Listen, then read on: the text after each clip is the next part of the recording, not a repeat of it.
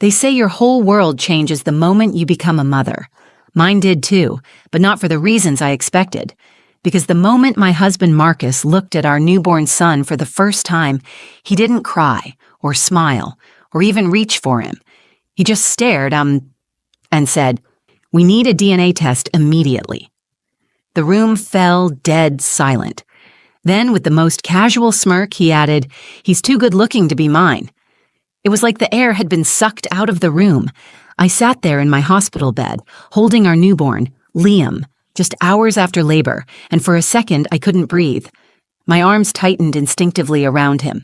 His skin was still soft and slightly pink, his tiny fingers curled into a fist near his cheek. He made a little cooing noise, unaware of the silence that followed his father's words. At first I laughed. Because what else do you do when the man you've been married to for 4 years says something so absurd? But no one else really joined in. One of the nurses chuckled awkwardly, more out of discomfort than amusement. My mom, who'd been scrolling through her phone near the window, suddenly stiffened. "Marcus," I said, trying to keep my voice light, "what are you even talking about?" He didn't laugh. He just stood there, arms crossed, looking at Liam like he was trying to solve a puzzle. His eyes narrowed slightly, and that stupid smirk never left his face. "I'm just saying," he shrugged. "Those eyes? That hair? That little chin dimple? I mean, come on, there's no way he got all the good genes." I felt my cheeks flush, not from the compliment, but from the implication. My chest tightened, like a rope slowly pulling tighter around my lungs. I tried to laugh again, but it came out thin. "So what, you're serious? You actually want a test?" Marcus walked closer to the bed and leaned down to look at Liam. "Just to be sure," he said, like we were talking about checking the oil in a car, not questioning the paternity of our newborn son. I felt a slow burn crawl up my neck. My hands trembled as I shifted Liam in my arms, cradling him closer to my chest. His warmth was the only thing grounding me in that moment. From the corner of my eye, I saw my mom rise from her chair, arms folded tightly across her chest. Her mouth was pressed into a thin line. She didn't say a word, but I knew exactly what she was thinking. She never trusted Marcus, not fully, and maybe, in that moment, I didn't either. I looked at my husband, the man who held my hand through every appointment, who painted the nursery pale green and told me we'd name our son after his grandfather, and I saw someone else, someone cold, detached, suspicious. "Covering all the bases," he said again with a shrug, like it was no big deal. But it was a big deal, because suddenly everything felt different. The room, the joy, even Liam's soft breathing, it was all undercut by this shadow he had cast. Why did his words hurt so much? Wasn't I enough? Didn't he trust me? I didn't have the answers yet, but I knew one thing. The moment should have been beautiful, and instead it was the beginning of something I never saw coming. After Marcus made that comment, everything shifted. Not just in the room, but inside me. You'd think after giving birth, your only thoughts would be about the baby. Counting fingers and toes, memorizing their little size, falling in love over and over every time they blink. But instead, I couldn't stop thinking about him, Marcus, and what he said. We were discharged 2 days later. My mom insisted on staying with us for a while, to help. But I knew she didn't trust Marcus alone with me. I told her she was being dramatic. She didn't argue. She just gave me that look, tight-lipped, eyes soft with concern. Marcus, on the other hand, acted like everything was normal. He didn't bring up the DNA test again, not once. He changed diapers, made jokes, even took selfies with Liam for Instagram, writing captions like, "Already got my mini-me."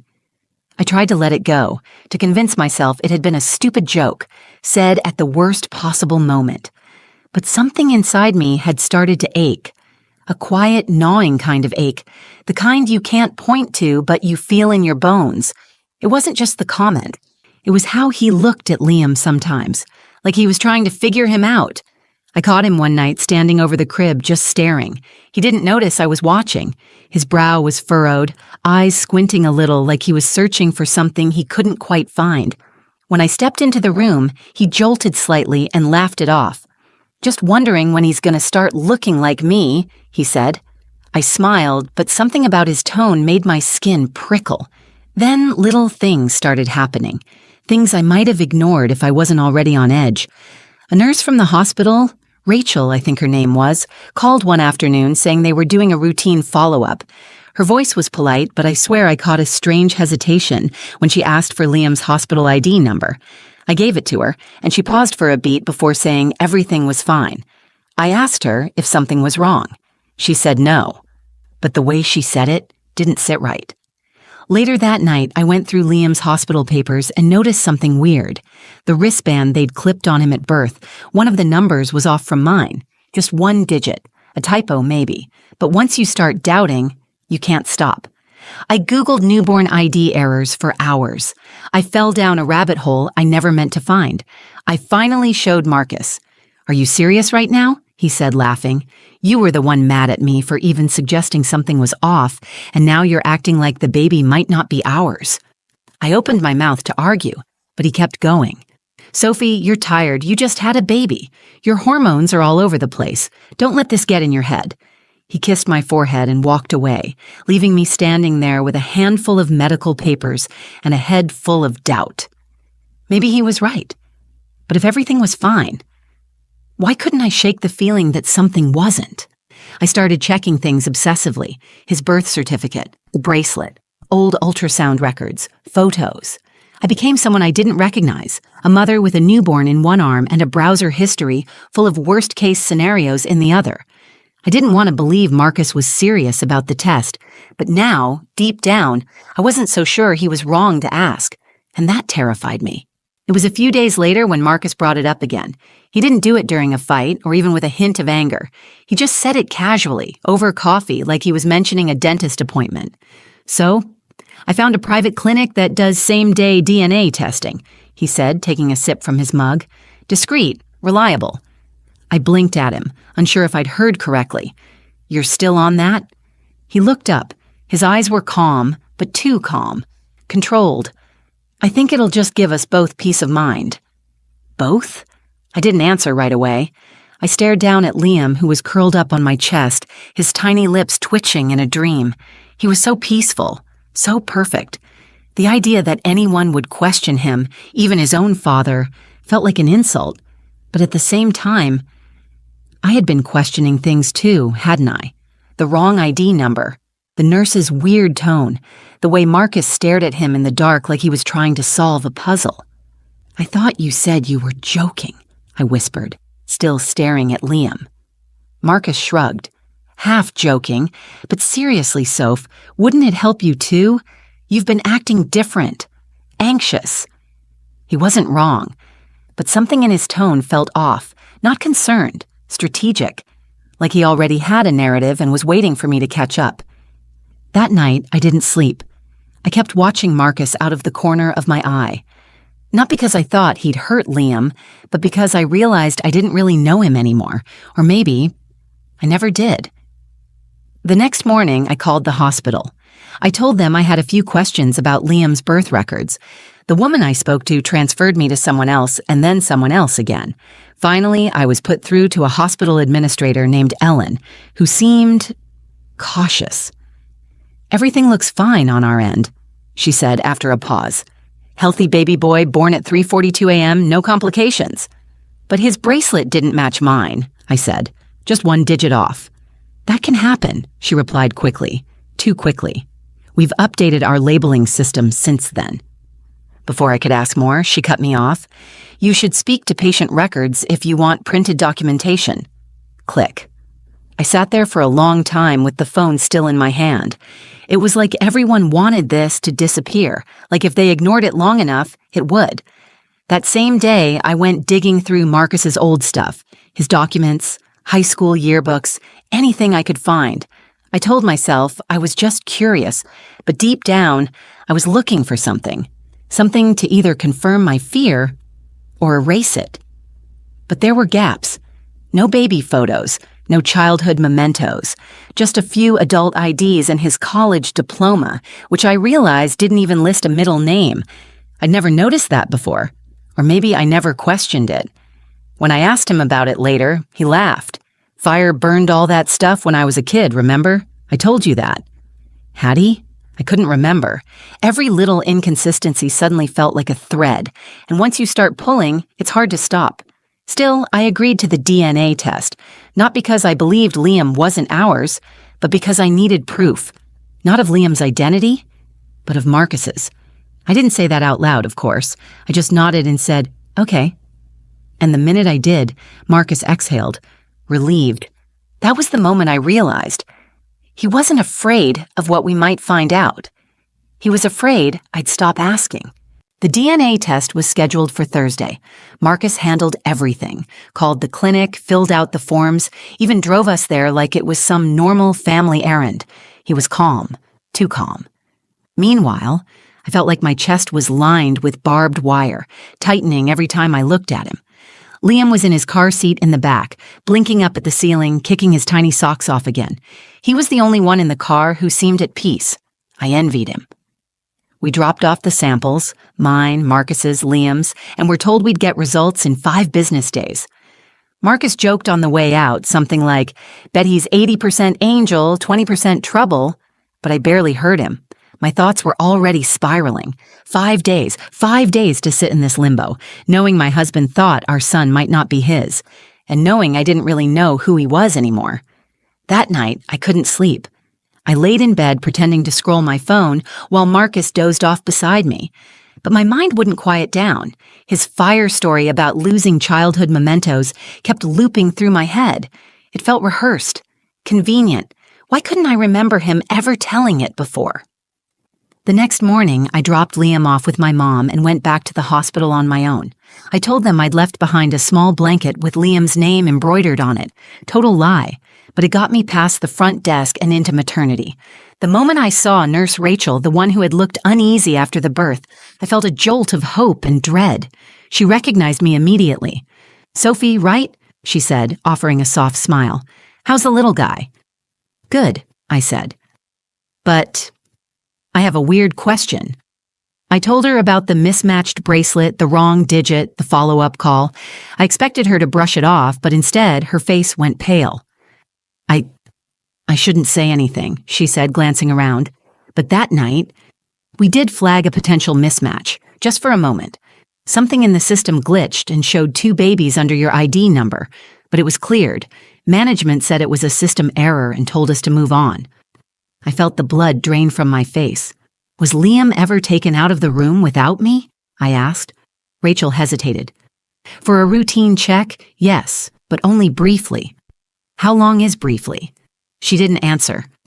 I thanked her, numb, and left the hospital in a fog. My hands were shaking as I gripped the steering wheel. My throat was dry. The words, 2 babies under your ID, echoed in my head like a siren. I couldn't tell Marcus what I'd learned. Not yet. I needed more. So I started digging. Social media, online archives, anything I could find about Marcus's past. I even searched public record databases, which I'd never thought I'd do in my life. It was like I had become a detective in my own marriage. But the more I looked, the more the details blurred. No trace of his high school graduation, no tagged photos before 2012, and oddly, I couldn't find a single person online who shared a memory of him before college, not even a childhood friend. It was like Marcus had been born at 21. I stared at a blank profile photo from an old college alumni page and felt my stomach twist. I had agreed to a DNA test to prove Liam was ours, but now I wasn't sure what scared me more. The possibility that our son wasn't his, or the growing fear that Marcus wasn't who he claimed to be at all. The call came early on a Wednesday morning. I was standing in the kitchen, rocking Liam in one arm, still in my pajamas, when my phone rang. The screen just said, "Unknown number." I almost didn't answer. Something in me froze, but I picked up. "Mrs. Evans?" A calm, clipped voice said, "This is Dr. Graham from Greenbrook Medical. We need you and your husband to come in today to discuss the results of your paternity test, in person." "In person?" I asked, my throat going dry. "Yes, it's urgent." My stomach dropped. I couldn't even speak. I just nodded as if he could see me. Marcus didn't ask questions when I told him. He just said, "Finally," and grabbed his keys. The drive to the clinic was quiet. Liam was asleep in his car seat again, completely unaware of the storm swirling around him. I stared out the window, heart pounding, trying to steady my breathing. At the clinic, a nurse led us to a small private office. It was cold inside, sterile, like they'd sucked the warmth out on purpose. A digital clock on the wall ticked loudly, every second hammering against my nerves. Then Dr. Graham walked in. He was middle-aged, graying at the temples, with a no-nonsense air about him. He sat across from us, opened a file, and paused, long enough that I felt my chest physically tighten. "I'm going to be direct," he said. "The results came back, and they are highly unusual." I clutched Liam tighter, suddenly aware of how warm and real he felt in my arms, my anchor. Dr. Graham looked at me first. "Sophie, biologically, this child is not related to Marcus." I didn't even blink. Somewhere inside, I already knew that. But then he turned to Marcus. His eyes lingered for a second too long. Something passed across his face. Hesitation. Maybe even fear.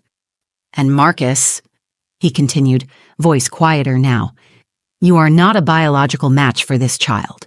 But more importantly, your DNA doesn't match any records associated with the ID you submitted." Marcus went still. I looked over at him, expecting confusion, denial, something. But his face didn't move. Not even a twitch. Dr. Graham closed the folder. We ran a cross-check through our internal system. Your name, your date of birth, even your photo, all of it triggered a federal alert. I felt my blood run cold. "What are you saying?" I asked, my voice barely above a whisper. Dr. Graham didn't answer. He picked up the phone on his desk, pressed a button, and said one sentence I'll never forget. "Security. We need you in room 4 immediately." Time stopped. I turned slowly toward Marcus, and for the first time since I'd known him, I saw it. The tiniest flicker in his eyes. Panic, but just for a second. Then it was gone. "What the hell is going on?" I breathed. Marcus stood. "This is ridiculous," he snapped. "You think I'm some kind of, con artist?" But Dr. Graham didn't flinch. "We don't think. We know. Your DNA matched a man named David Langston. Arrested in 2014. Disappeared shortly after posting bail. The real Marcus Evans died in a car accident the following year. We're not sure how long you've been living under his name." I couldn't breathe. The room spun.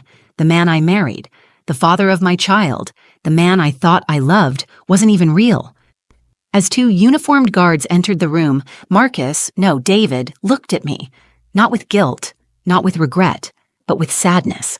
Like maybe, for a moment, he'd actually wanted to be someone else. And just like that, they took him away. Out of my life. Out of Liam's. Out of the lie we were living. I didn't cry right away. Not when they handcuffed him. Not when the door slammed behind him. Not even when Dr. Graham handed me the printed DNA results like some final confirmation that none of this had been a dream. I just sat there, numb, holding Liam close to my chest, his tiny head resting under my chin like he was the only real thing left in the world. The days after felt like walking through water. Everything slowed down. Everything felt heavy. Reporters tried to reach out once the story hit local news. A man living under a stolen identity, posing as a husband, a father. They called it a bizarre paternity case with a criminal twist. I hated that phrase. This wasn't a story. This was my life. It turned out David, Marcus, whatever his real name even was, had been switching identities for years, avoiding debt, legal charges, even rumors of fraud in another state. He wasn't a violent man, at least not physically, but the betrayal cut deeper than any bruise ever could. What kind of person fakes their entire life just to be with someone? And worse, what kind of person becomes a father in the middle of that lie? For a while, I couldn't stop blaming myself. I went through every memory with him, every birthday, every laugh, every "I love you," trying to find the cracks, the clues, the signs I missed. But the truth is, people like him, they're good at pretending, good at becoming exactly who you need them to be. But here's what shook me the most. Liam was mine. I had feared the worst, that he'd been switched, that I'd somehow gone home with the wrong baby. But after the investigation, the hospital confirmed what Nurse Rachel had tried to tell me. There had been a system glitch, a mix-up, but it was corrected before we were discharged. Liam never left my side long enough to be taken. He was mine from the moment he took his first breath. And yet, in some twisted way, David had used that glitch to his advantage. He fed the doubt, leaned into the confusion, made me question everything so I wouldn't start questioning him. Clever, cruel, calculated. It took me weeks to say his name out loud, even longer to stop calling him Marcus in my own thoughts. Now it's just me and Liam. We moved back in with my mom for a while, Angela, who never once said, "I told you so." She just held me when I finally let myself cry, and she holds Liam like he's the whole world because to me, he is. I filed for annulment. There were no legal complications, surprisingly. You can't stay married to someone who never existed. Sometimes I still get mail addressed to Marcus. I toss it in the trash without opening it. And other times, late at night when Liam's asleep and the house is quiet, I think about the man I thought I loved. The version of him that sat with me at 3 a.m. feedings, who painted the nursery pale green, who kissed my forehead before every doctor's appointment. Was that real? Or was that just part of the lie too? I don't know. Maybe I never will. But I do know this. Sometimes, the truth doesn't just hurt, it rips the ground out from under you. It forces you to rebuild everything from scratch, to figure out who you are without the person you thought would be by your side. And in that messy, painful rebuilding, you find something stronger. You find yourself. And in my case, I found Liam. And that's more than enough. Thank you for listening to my story. If you've ever found yourself questioning everything, your relationships, your reality, even your own instincts, just know you're not alone. Sometimes the hardest truths lead us to the strongest versions of ourselves. If this story moved you, made you feel something, or reminded you to trust your gut, please give it a like, share it with someone who might need to hear it, and don't forget to subscribe to the channel for more real, raw, and powerful stories like this one. Your support means more than you know, and who knows, maybe the next story you hear will be the one you needed most. Until next time, take care of your heart and trust it too.